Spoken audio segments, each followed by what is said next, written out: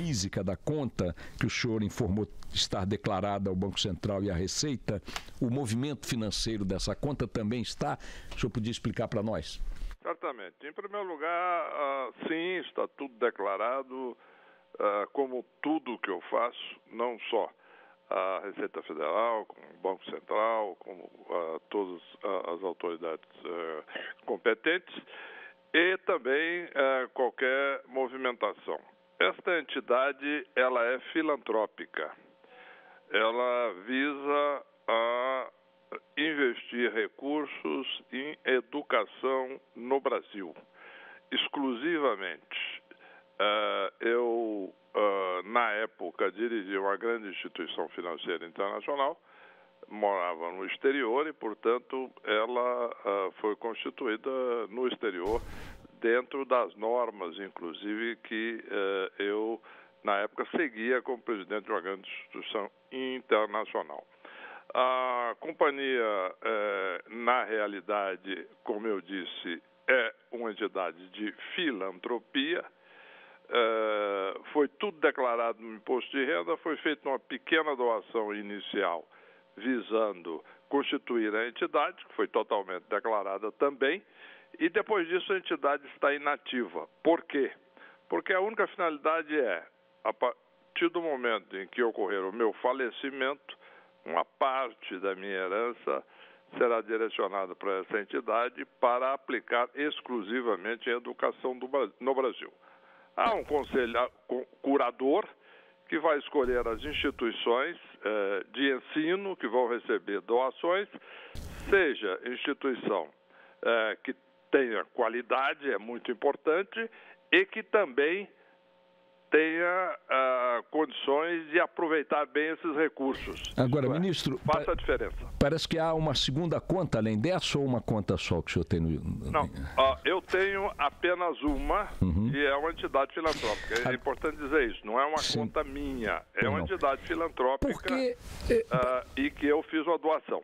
Agora, por que no exterior, ministro, já que a destinação futura... Isso é uma pergunta meramente ilustrativa, só para poder entender esse mecanismo. O senhor criou a conta no exterior com o objetivo, depois de sua morte, de uma parte dos recursos dessa conta serem destinados a instituições de educação no Brasil. Por que no exterior, então? Exatamente porque eu morava no exterior, era presidente de uma grande organização internacional e esta era a maneira mais eficaz e mais objetiva que, na época, os advogados definiram como a melhor maneira de aplicar. Porque é uma instituição muito...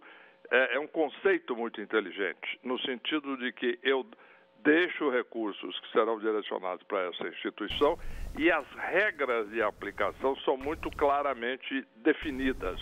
É uma instituição do direito anglo-saxão e que, nesse aspecto, garante a aplicação de recursos de herança de uma maneira muito eficaz. Quer dizer, ela blinda, de certa forma, discussões sucessórias entre herdeiros e tudo mais. Só deixando claro aqui, da leitura nos jornais ontem, já nos sites, muita gente pode estar se perguntando, não há ilegalidade nenhuma em ter contas em paraísos fiscais, desde que estas contas estejam declaradas ao Imposto de Renda Brasileiro e ao Banco Central numa declaração específica feita anualmente até o mês de abril. Quem tem conta no exterior, quem tem recursos no exterior brasileiros, tem que declarar ao Imposto de Renda e ao Banco Central. E toda a movimentação de depósitos e retiradas nessas contas também tem que estar devidamente consignada. Eu estou dizendo isso porque muita gente já nos escrevendo, perguntando por que autoridades têm contas no exterior. Por conveniências que sejam quais forem, desde que declaradas ao fisco brasileiro e ao Banco Central, numa declaração específica, não há aí nenhuma irregularidade. Eu quero aproveitar que o ministro Henrique Meirelles está na linha conosco e pedir ao nosso colunista de economia, Luiz Carlos Mendonça de Barros, que lhe faça uma pergunta. O senhor não achava, ministro, que ia passar impunemente aqui sem responder? Por favor. Mendonça, bom dia. Bom dia. Bom dia, ministro. Bom dia, Mendonça. Tudo bem? Tudo bem. Não, eu, de tanto conviver com o Boechat, acabei assumindo aí um lado jornalístico. Então, a minha pergunta é muito mais em função de algumas notícias que saíram recentemente, e principalmente informações sobre o comportamento dos bancos nesse último trimestre. E a minha pergunta é o seguinte: a retomada está hoje clara, ela inclusive está se acelerando, e as projeções para o ano que vem são até superiores à do próprio governo, no entendimento de um número grande de analistas de mercado. Agora, ministro, o que chama atenção é que os bancos, apesar de toda essa retomada, eles continuam reduzindo o volume de crédito colocado à disposição das empresas, principalmente. Isso não preocupa o governo? Olha, Luiz Carlos, é o seguinte: nós sabemos que o banco, seja um banco estatal, como o Banco do Brasil, ou a Caixa, ou seja, os bancos privados, eles têm que atender a demanda por crédito. O que aconteceu é que as empresas brasileiras se endividaram muito durante o período de recessão. Tomaram muitos empréstimos e o nível de dívida, portanto, de alavancagem dessas empresas ficou excessivamente elevado. Então, nós entramos num período de desalavancagem, isto é, essas empresas baixaram o seu nível de endividamento em relação, principalmente, à lucratividade ou patrimônio líquido, até atingir um nível de estabilidade. Hoje, atingiram esse nível de estabilidade e parou de cair esse endividamento. Agora, com a atividade econômica subindo, nós estamos vendo devagar já sinais de que essa demanda começa a aumentar. Isto é, as companhias começam a ter que produzir cada vez mais e tomar recursos. É importante dizer também que a necessidade de recursos fica um pouco menor numa economia com grande capacidade ociosa, como sabemos. Existem setores que têm 50% de capacidade ociosa. Então, o que ocorre? O crescimento, ele não demanda, num primeiro momento, um nível tão grande de tomada de recursos de empréstimo como numa expansão normal, na medida em que está se usando a capacidade ociosa, isto é, o hiato de produto. Então, nós temos aí ainda este ano de 17, 18 e 19, pelo menos, um espaço aí para crescer bastante, ainda usando a capacidade instalada da economia. E, a partir daí, sim, começa a ser cada vez mais importante o investimento. Em resumo, é esse o quadro. Agora, isso dá, inclusive, um espaço maior para crescimento nesses próximos 3 anos.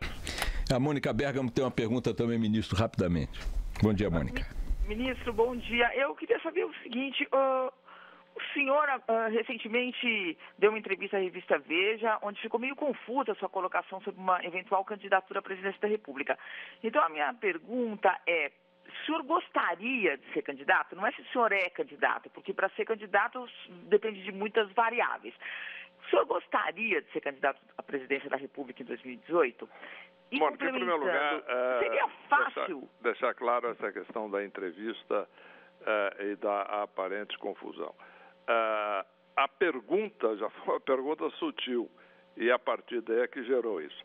A pergunta não é: o senhor é candidato? Não foi. O senhor é candidato ou o senhor é presidencial? O senhor pretende ser isto ou aquilo? A pergunta foi: o senhor tem consciência de que é presidenciável? Eu digo sim, tenho consciência, porque as pessoas me dizem isso todos os dias, sejam políticos, sejam pessoas que eu encontro na rua, no restaurante, em viagens, etc. Portanto, a resposta é, na realidade, muito clara. Eu tenho total consciência disso, de que existe uma expectativa num certo número de pessoas na sociedade. Muito bem. O senhor gosta da ideia? Em dito isso, eu, desde que deixei um grande banco internacional, em 2002, voltei ao Brasil e assumi o Banco Central, eu tenho dedicado, sim, uma parte da minha vida ao serviço público. e passei 8 anos no Banco Central, foi extremamente gratificante, colaborei para o crescimento do país. Agora, voltei para o governo num momento extremamente difícil, no meio da maior recessão da história, debaixo de um bombardeio enorme, exatamente em função de toda essa questão de ser uma crise muito pesada, e é um trabalho muito gratificante. Então, o que eu quero dizer é o seguinte: no momento, eu estou concentrado em colocar o país de volta ao crescimento. No futuro, vamos ver qual é a melhor maneira, se existe alguma, de servir o país.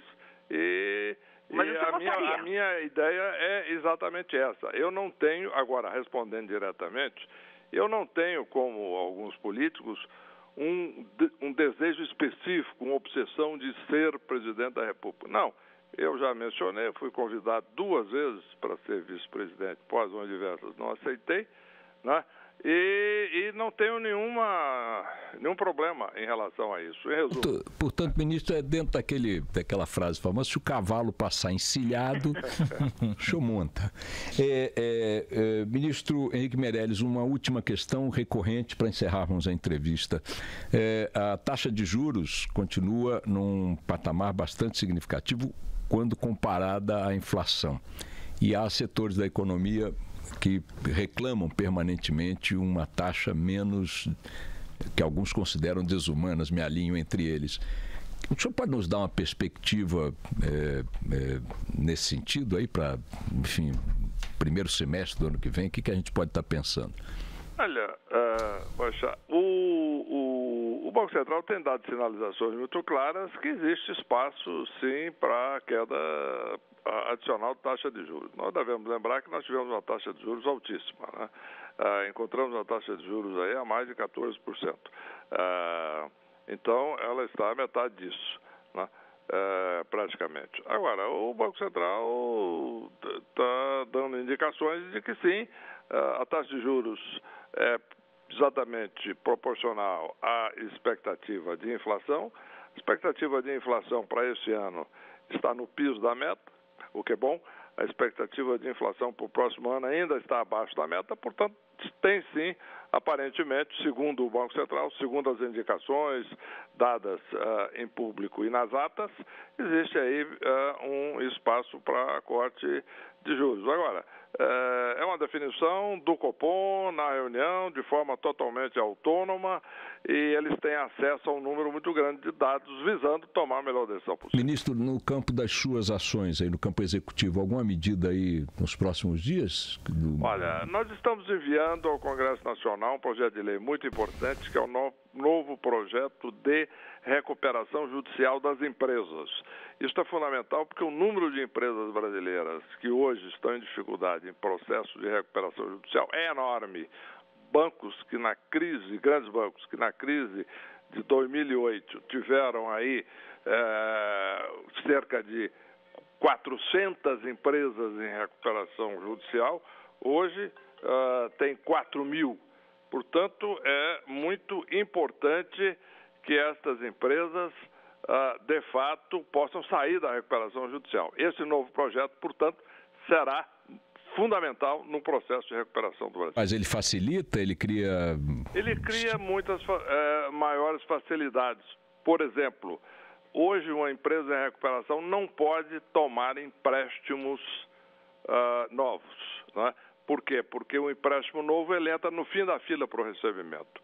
Dentro desse projeto, os trabalhadores da empresa, os credores e os fornecedores podem chegar a um acordo visando autorizar que essa empresa tome um empréstimo novo e este empréstimo seja pago com preferência, desde que trabalhadores, credores e fornecedores concordem. Em resumo, uma série de medidas nessa direção, visando a possibilitar a recuperação das empresas. Esta semana para o Congresso, então, remete-se essa proposta, esse projeto? Deve ir esta semana ou no máximo na próxima, mas já está em análise final nas áreas técnicas. Ministro Henrique Meirelles, muito obrigado por suas informações, por sua entrevista. Um bom dia para o senhor. Obrigado, Paixão. Um bom dia, um abraço grande.